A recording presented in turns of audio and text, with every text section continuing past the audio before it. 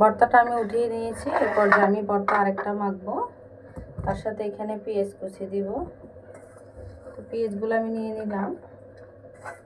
সেটা হয়েছে মাছের ভর্তা, তাছাড়া করব আমি আলুর ভর্তা। তো এখানে আমি মাছটাও নিয়ে নিয়েছি। দিয়ে দিব আমি এখানে শুকনো মরিচ ক্রাশ করা, সেটাও আমি আমার টেস্ট অনুযায়ী জালটা দিব, আপনারা আপনাদের পছন্দ মতো দিতে পারেন। তো জালটা দিয়ে আমি আগে মাখিয়ে নিব ভালো করে। এটা একদম সিম্পল। আর এখন দিয়ে দিব আমি এখানে ধনিয়া পাতাটা। এভাবে ভর্তাটা অনেক টেস্ট আসে। কার কাছে এরকম ভর্তা রেসিপি ভালো লাগে অবশ্যই কমেন্ট করে জানাবেন। সব ধরনের ভর্তা, তো অনেক দুর্দান্ত একটা ভর্তার রেসিপি। সরষের তেল দিয়ে দিব। তো তেল দিয়ে ভর্তাটা আমি করে নিতেছি। জালটাও আপনারা চেখে দেখবেন, আপনাদের যদি পছন্দ হয় এই অনুযায়ী রাখবেন।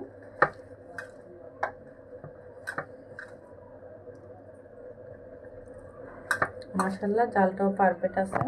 আমি এখানে পরিমাণ মতো লবণ দিয়ে দিয়েছি এবং পেঁয়াজ দিয়ে দিয়েছি শুকনো মরিচটা ক্রাশ করা। আর আজকে আলু ভর্তাটার মধ্যে আমি রসুন অ্যাড করব। রসুনের ভর্তাটা, আলু ভর্তার সাথে রসুন দিলে এটা কিন্তু খেতে অনেক দুর্দান্ত হয়। আপনারা রসুনের ভিতরের যে চোকলার অংশটা এটা ফেলে দিবেন, আর ভিতরের অংশটাই শুধু নেবেন। তো আমি দেখুন যেহেতু সিদ্ধ করে নিয়েছি, সুন্দর করে আমি ফেলে দিতেছি চোকলাগুলো।